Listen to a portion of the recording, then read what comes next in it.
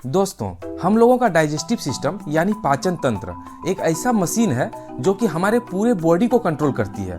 और इसलिए अगर आपका पाचन तंत्र खराब है तो ना तो आप अपनी बॉडी को फिट रख सकते हैं और ना ही अपने वेट को नॉर्मल रख सकते हैं, क्योंकि पाचन तंत्र खराब होने से आप जो भी खाना खाएंगे वो आपके शरीर में कभी लगेगी ही नहीं, जिसकी वजह से आपको अपने बॉडी में हेल्थ रिलेटेड कई तरह के प्रॉब्लम्स फेस करने पड़ सकते हैं। लेकिन यहाँ एक क्वेश्चन राइज होता है कि हम लोगों का पाचन तंत्र खराब कैसे हो जाती है और इसे हम लोग ठीक कैसे कर सकते हैं। आज की इस वीडियो में हम यही जानेंगे। अगर आप फिट रहना चाहते हैं और पाचन से रिलेटेड प्रॉब्लम से दूर रहना चाहते हैं तो वीडियो को एंड तक समझकर अच्छे से देखिए। तो चलिए बिना किसी देरी के वीडियो स्टार्ट करते हैं।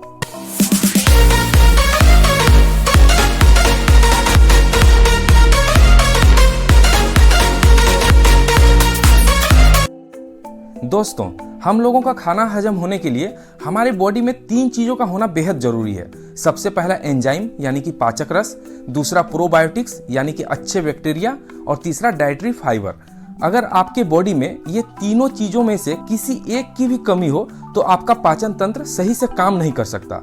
आइए जानते हैं इन तीनों के बारे में।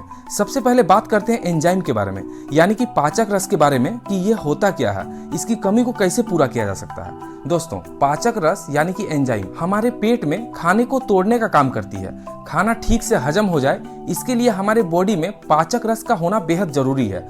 आपने यह देखा होगा कि जब आप पाचन से जुड़ी समस्याओं को लेकर डॉक्टर के पास जाते हैं तो डॉक्टर एंजाइम नाम की एक मेडिसिन जरूर देते हैं, जिसमें और कुछ नहीं दवा के रूप में पाचक रस होता है। लेकिन आमतौर पर हम अपने बॉडी में बिना मेडिसिन के ही पाचक रस को नॉर्मल कर सकते हैं। सबसे पहले हमारे मुंह में जो लार होती है उसमें भी पाचक रस मौजूद होती है। इसलिए मैं आपको यह बात पहले के वीडियो में भी बताया हूँ कि खाना को जितना चबाकर खाएंगे उतना ही कम हमारे स्टोमक पर खाना को पचाने का प्रेशर रहता है।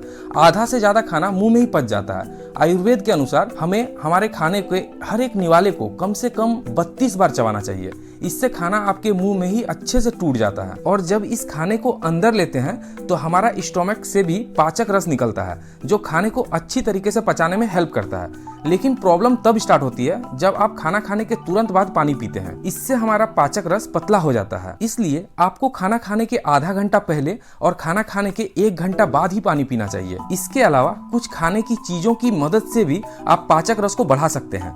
खाने के कुछ मिनट पहले अगर आप अदरक का एक छोटा सा टुकड़ा खाते हैं तो इससे आपके पेट में पाचक रस की मात्रा काफी बढ़ जाती है, जिससे खाना काफी आसानी से हजम होने लगती है। इसके अलावा हर एक कच्ची और हरी चीजों में पाचक रस मौजूद होती है। लेकिन यहाँ पे भी प्रॉब्लम तब स्टार्ट होती है जब हम उस कच्चे खाने में तेल और विभिन्न प्रकार के मसालों के साथ तेज आंच पर पकाते हैं। इससे उसमें प्रेजेंट पाचक रस जो है वो नष्ट हो जाती है। इसलिए पाचक रस को पूरा करने के लिए जो चीजों को कच्चा खाया जा सके उसे कच्चा ही खाने की कोशिश करें। सबसे अच्छा तरीका है आप अपने खाने में सलाद को ऐड करें। नेक्स्ट पॉइंट की बात करें तो वह है पेट में अच्छी बैक्टीरिया का होना।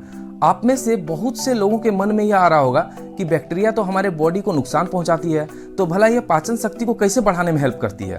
तो देखिए, यहाँ पर आपको एक बात समझनी काफी ज्यादा जरूरी है कि जो बैक्टीरिया होती है वो 2 टाइप की होती है।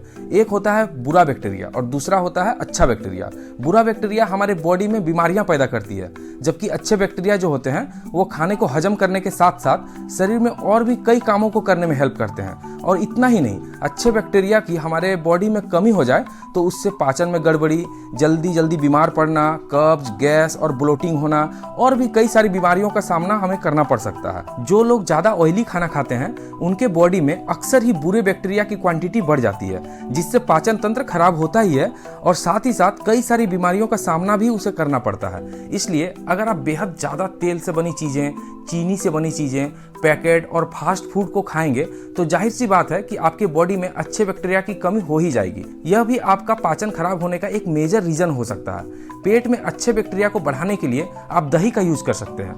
दही में अच्छे बैक्टीरिया की मात्रा काफी ज्यादा होती है। अगर आप हफ्ते में 2 या 3 दिन भी दही का यूज करते हैं तो इससे आपके पेट में अच्छे बैक्टीरिया की मात्रा बढ़ जाएगी। दही में हल्का जीरा पाउडर मिलाकर खाने से उसके बेस्ट रिजल्ट मिलते हैं। पाचन शक्ति को बढ़ाने के लिए तीसरी चीज जो काफी ज्यादा जरूरी होती है वो है डाइटरी फाइबर। अगर आपके खाने में फाइबर की मात्रा नहीं है तो जाहिर सी बात है कि खाना खाने के बाद आपके पेट में गैस बनना, कब्ज होना, ये सब प्रॉब्लम होगी। और ऐसा इसलिए होता है क्योंकि खाने में जो फाइबर होता है वो सभी पोषक तत्वों को कंट्रोल करता है और साथ ही साथ आपके आंतों में जमी वेस्ट पदार्थ को भी बाहर निकालने का काम करता है। इसलिए सभी को यह बात समझना जरूरी है कि किन खाने में फाइबर होती है और किन खाने में फाइबर नहीं होती। दोस्तों, किसी भी खाने में जो रेशें होती है उसे ही फाइबर कहते हैं, जो कि खाने को पचाने और आंतों में जमी वेस्ट को बाहर निकालने का काम करती है, जिससे गैस और कब्ज की प्रॉब्लम्स हमेशा दूर रहती है। लेकिन समझने वाली बात यह है कि जो चीजें आप बाहर से खाते हो, मैदा और ऑयली फूड्स, उसमें तो फाइबर होता ही नहीं है। साथ ही साथ घर के भी कुछ खाने में फाइबर नहीं होती, जैसे चावल, ब्रेड, अंडा, मीट और दूध। इन सभी चीजों में फाइबर ना के बराबर होती है और यही कारण है कि जब आप रोटी या चावल के साथ नॉनवेज को खाते हैं तो अगले दिन आपको कब्ज की प्रॉब्लम देखने को मिल सकती है। लेकिन इसका मतलब ये नहीं है कि आप रोटी या चावल के साथ मीट, मछली या अंडा खा ही नहीं सकते, बल्कि आप जब भी इन चीजों को खाएं, साथ में एक दो ऐसी चीजों को ऐड करें जिसमें फाइबर की पर्याप्त मात्रा हो, जिससे आपका खाना सही से हजम हो सके और आपको गैस, कब्ज और अपचन जैसी समस्याओं का सामना ना करना पड़े। सबसे बड़ा क्वेश्चन कि फाइबर की कमी को दूर कैसे करें? आंसर काफी आसान है। फाइबर हमें हर तरह के फलों में मिल जाती है, खासकर जूसी फलों में। साथ ही साथ हरी सब्जियों में फाइबर का भंडार है। इसके अलावा मार्केट में फाइबर के कुछ सप्लीमेंट्स भी मिल जाते हैं, आप उनका भी यूज कर सकते हैं शरीर में फाइबर की मात्रा को बढ़ाने के लिए। और इसके अलावा शरीर में फाइबर की मात्रा को बढ़ाने के लिए इसबगोल की भूसी का भी आप यूज कर सकते हैं। अगर मेरे बताए इन तीनों चीजों पर, एंजाइम, प्रोबायोटिक और फाइबर, इस पर ध्यान देते हैं और वीडियो में बताई बातों को अपनाते हैं तो आपको पाचन तंत्र से रिलेटेड प्रॉब्लम का सामना नहीं करना पड़ेगा। वीडियो से संबंधित कुछ सवाल या सुझाव तो आप हमें कमेंट बॉक्स पर पूछ सकते हैं। आई होप गाइस कि आज की वीडियो से आपको कुछ नया सीखने को मिला होगा। मेडिसिन, हेल्थ और डिजीज से रिलेटेड वीडियोस के लिए जुड़े रहें। मिलते हैं नेक्स्ट वीडियो में, तब तक के लिए थैंक्स फॉर वॉचिंग।